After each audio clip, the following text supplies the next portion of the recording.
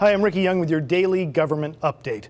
Well, zero-tolerance policies at schools across the country have given some parents a feeling of security and safety, although there has been the occasional incident with an honor student getting expelled for bringing a kitchen knife to school, these kinds of things. Well, a group from Harvard has come to San Diego Unified and questioned zero-tolerance policies and a number of other things in a review of the entire school district and its operations. And here to tell us what they've found is Michael Smolens, our government editor. Hi, Michael. What is going on with this site visit, and what did they find? Well, Ricky, it was a unique, actually, collaboration.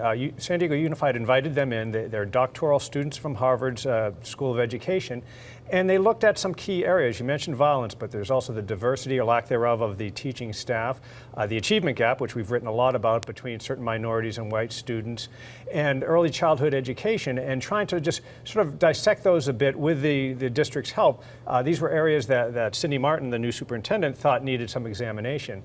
And what was interesting is that in the end, even before they came to their conclusions, the person heading up this Harvard group really said that they've gone into other districts and it's sort of a more general thing. They really applauded Cindy Martin and the San Diego Unified folks for really trying to look at some serious things to make some use of this.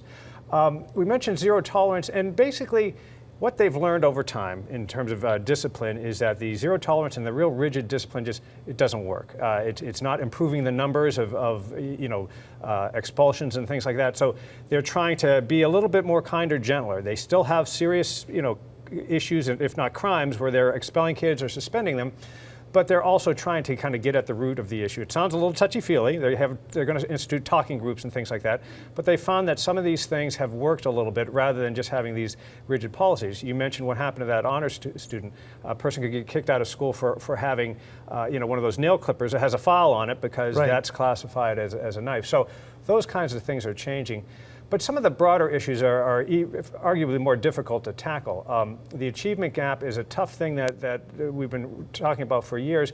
And what they really zeroed in is that the problem area is that middle school to high school transition, that they've got to get them before high school, and that some schools are better than others. There's sort of inconsistent policies. That was actually one of the themes you found throughout this report, whether it's early childhood education or addressing the overall achievement gap. The policies are not that consistent, and they think that they need to be and get ahead of the curve rather than some schools sort of almost dealing with an intervention afterwards. Now, was this a public service by Harvard, or did the district pay them for this? No, it was a public service by Harvard. They've been, they provide this service, if you will. I'm not sure you could quite call it that. They've done it with other school districts. I think it works both ways. These are doctoral students, so this is part of their studies, but also they're obviously, Harvard PhD candidates are going to be pretty bright folks.